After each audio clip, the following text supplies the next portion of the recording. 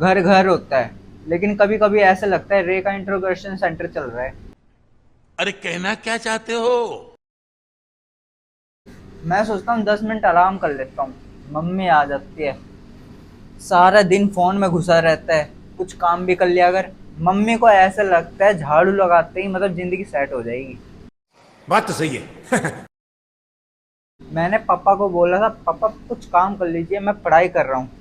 पापा बोल रहे तुझे पता है देश में क्या चल रहा है, पढ़ाई पूरी टाइम पास है सब। क्या बात कर रहे हैं? एक दिन मेरी मम्मी ने क्यों ना बना दिए। मैंने बोला मम्मी आप खिला रहे हो।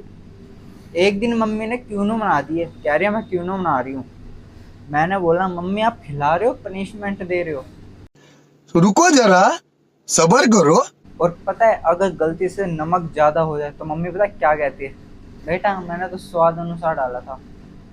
मैं भी कहता हूँ हाँ, किसी दुश्मन का स्वाद अनुसार होगा। कैसा लगा मेरा मजाक?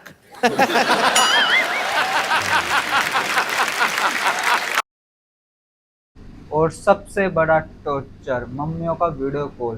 बेटा चाची का फोन आए, चाची से बात कर ले। अरे मम्मी मैं नहा रहा हूँ, इनको कौन बताए। और चाची, बेटा कितना बड़ा हो गया। और मैं, चाची आप तो बिना फिल्टर के पहचान में नहीं आए।